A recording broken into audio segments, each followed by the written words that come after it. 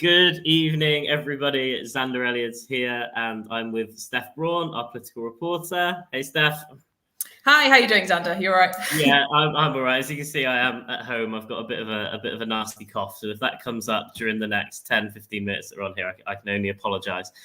But me and Steph have been watching for our sins the UK COVID inquiry. It's in Edinburgh at the moment, taking evidence from some Scottish politicians, Scottish political figures. Today we were due to have Alistair Jack speaking first, but he pulled out quite last minute.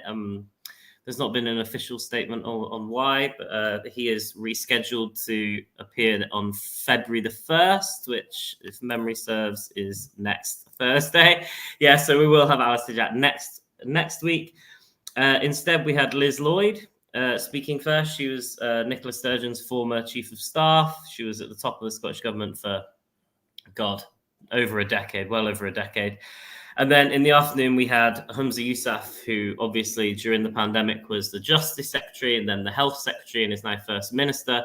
So it was still quite a big day for the Scottish COVID inquiry. Steph, you were watching it as well as myself. What did you think of the morning session? What were some key points that jumped out at you from what Liz Lloyd had to say?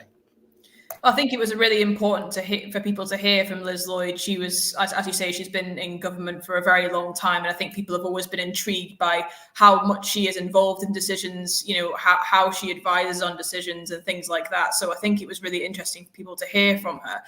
We obviously started the hearing by hearing from her about what her relationship was like with Nicola Sturgeon, and she described that she was one of the First Minister's closest confidants. I think talking about Nicola Sturgeon here, and they had a particularly close relationship, which is, I think, what people understood to be the case. Then we moved on to her being questioned about some of the conversations that she had with Nicola Sturgeon over WhatsApp messages. So one of the subjects that we reached to begin with was, it talked about weddings, and there was a conversation between the two of them that was talking about guest limits at weddings at the time. And it appeared that this conversation was happening just before a press conference on, what the guest limits at weddings and funerals were going to be. So she was sort of forced to talk about whether these decisions were made on the hoof, which she denied. And, as I say, this is in relation to a conversation where it appeared this was being had at sort of midday when the press conference was due to be around 2:00 later that day. The guest limit that was decided on was 20. It was kept at that. Other things, just on that point, because I thought it was quite interesting the way that she was being questioned. The angle that the lawyers were going for were very much like, is this conversation evidence that high-level decisions about restrictions in the COVID pandemic, as you say in this example, how many people would be allowed to attend a wedding, were they happening on WhatsApp between Nicola Sturgeon and her advisors, or were they happening at cabinet level? Were they happening in conversations with clinicians and experts? It was something that they came back to again and again and again and again. It was brought up again in Humza Yousaf's evidence session. And I do take Liz Lloyd's point in this particular example, where she was saying, well, the decision that the Scottish government came to was not to change anything, which is a very, very, very different type of decision to changing the limits that are in place. So she was saying this decision hasn't been taken over WhatsApp because the only decision that's really even being discussed is to leave the current decision in place. It seems like a lot of splitting hairs. But the question of whether or not Nicola Sturgeon was taking the decisions, whether or not it was actually cabinet taking the decisions, it did come up a fair amount in today's evidence sessions. I don't know what you made of it. Yeah, absolutely. There's been a lot of questions over also how much advisors made decisions. There's been a lot of questions about whether they made the decisions or whether they advised on the decisions. That came up in Jason Leach's questioning as well on Tuesday. There was a lot of questioning about really, really getting into whether he was actually making decisions or whether he was sort of, trying to give them pointers about, what they might want to do. There's been a lot of, picking around about that. So just moving on to some other points that came out of her question, because just aware of time. One of the most notable things that emerged from this section of the inquiry were some messages from Nicola, again, from conversations between her and Nicola Sturgeon. And we saw that Nicola Sturgeon at one point did describe Boris Johnson as an effing clown. I'll put that out to the jury as whether you agree with her. Yeah, I mean, I'm not really surprised. I think the timing of the messages, because the messages were being sent as Boris Johnson was announcing the second lockdown. 2020, yeah, Nicola Sturgeon also called it fucking excruciating watching him, which I think is a position that we can all agree with. But just on this, as we're on it now, there was a post that went pretty viral on social media right around the time this stuff about the fucking clown was coming out, where it was an account dressed up to look like one of these kind of 10 a penny politics for you type accounts on Twitter.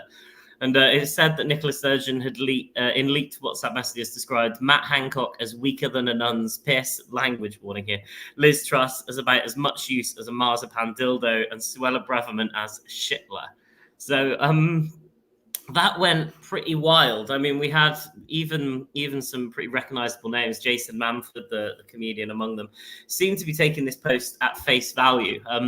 She actually didn't say any of those things. Nicola Sturgeon's comments really were just focused on Boris Johnson being a clown. But really an interesting kind of case study in how fake news can spread, how a lie can travel around the world faster than the truth can get its boots on type thing. Because the marzipan dildo comment, which was a quote from the thick of it, has been trending on Twitter. Like Nicola Sturgeon, marzipan dildo, been trending. It's the news from the COVID inquiry on social media has almost been a little bit overshadowed by this fake post. So a bit of an aside, but just, yeah, an interesting case study in fake news if you care about it like I do.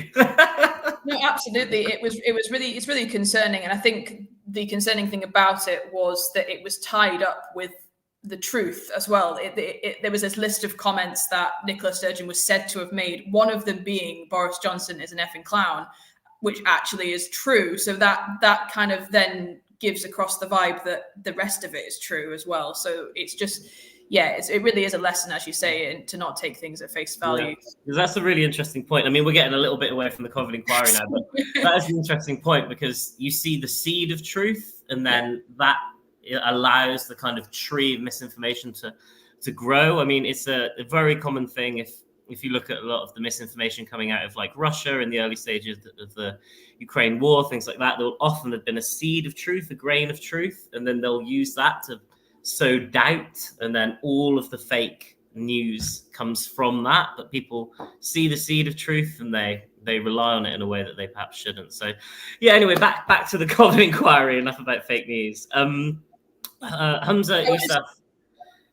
Yeah, I was just going to point out that people can read something else that they might be interested in. Liz Lloyd said about independence. She had said that she didn't work on it quite as much as people would have liked, but that was a bit of a segue from things a little bit. But it was something that I know will interest our readers, so you can read about that on our website, a bit more about that. But yeah, let's get on to Humza Yousaf, because there's a lot of stuff in there as well.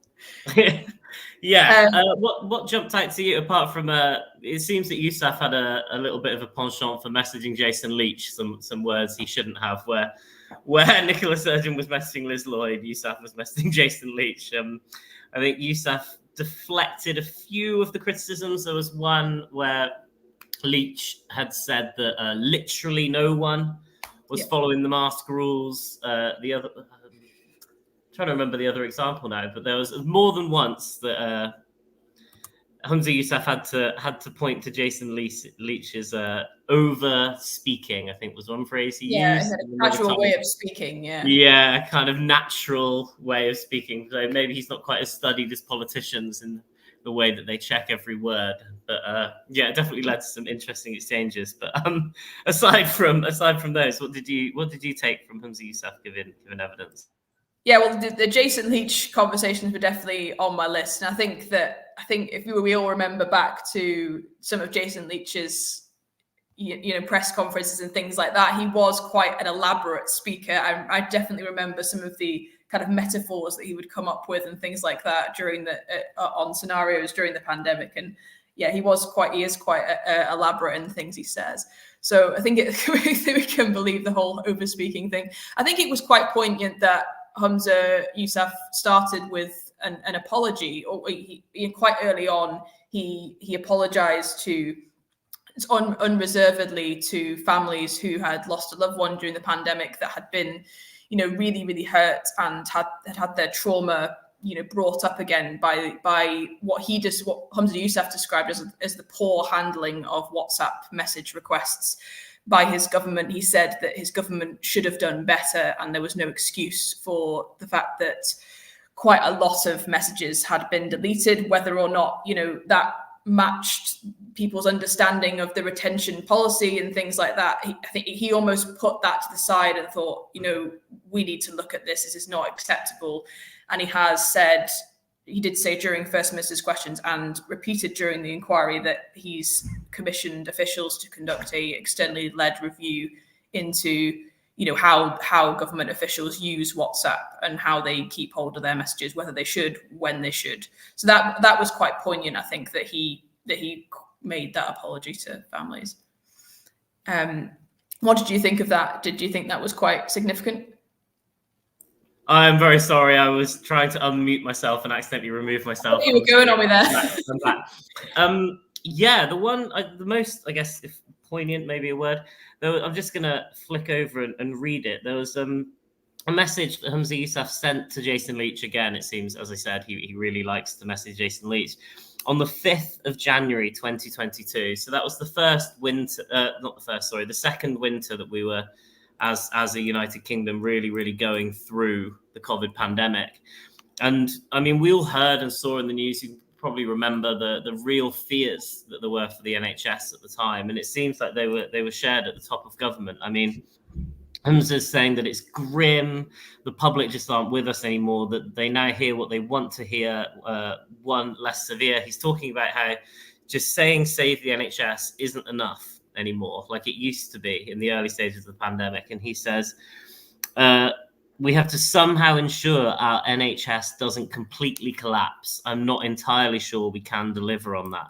I mean, like that's the actual health secretary saying it to the national clinical director in January, basically 2 years ago. Like, for me, it just really underscored how close we did come, and I suppose still could come. Like these things aren't necessarily over. COVID, you can argue, but yes, but I mean the problems in the NHS, how close the health service came to collapse. And like, for such an institution in Scotland and the UK, it's quite a scary thought. I mean, I wonder if there was ever that kind of real acceptance at the top of the UK government as how real these issues are, how close to the edge we are in terms of how stretched the public services are. I think to see that understanding from the health secretary and obviously now he's the First Minister is at least slightly reassuring, I suppose, in a way.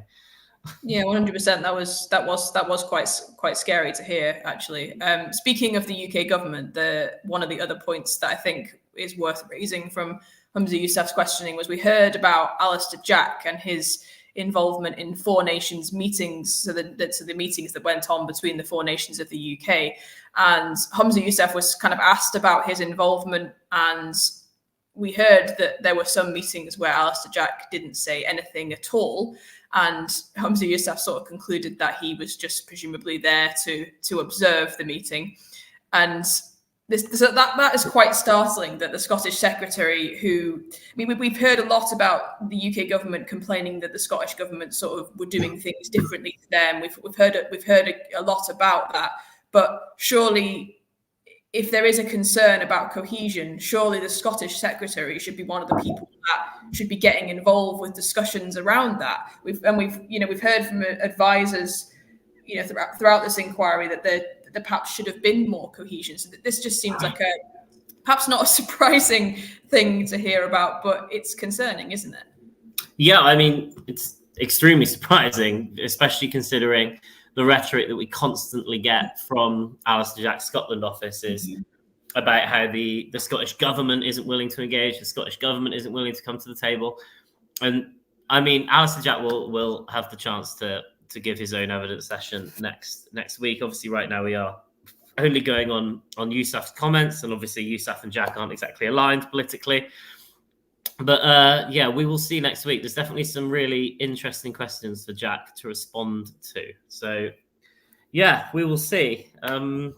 I don't want to go on too long, so maybe just one last point, Steph. What would you like to leave us with? What was your overarching kind of impression of the evidence sessions today?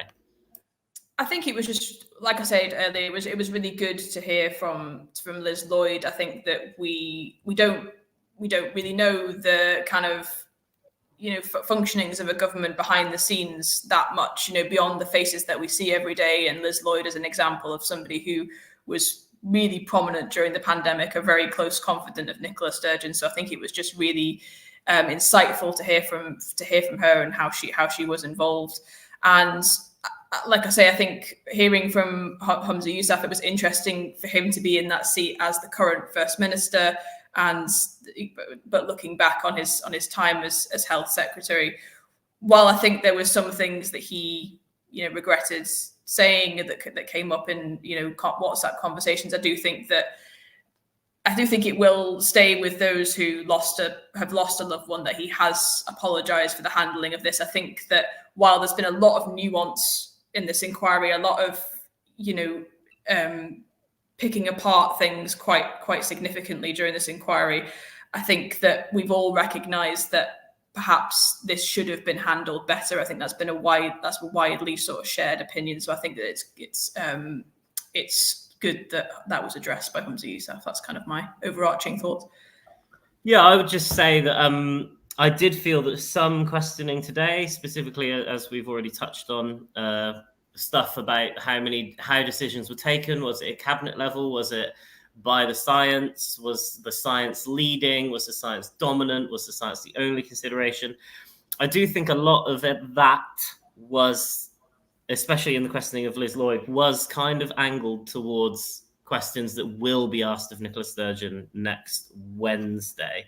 The former First Minister is due to appear in an entire day session on next Wednesday, so January the 31st, which is quite a long time. So they will no doubt have questions to ask her. And I genuinely think that watching today, we got an insight into some of the questions that will be asked of Nicola Sturgeon when she sits in front of the inquiry. And as we've just said, the same goes for Alistair Jack. I think some of the questions that have come up today will no doubt come up again when he does sit in front of the inquiry next week. So yeah, next week we will have, probably just as in detail coverage as we've had today.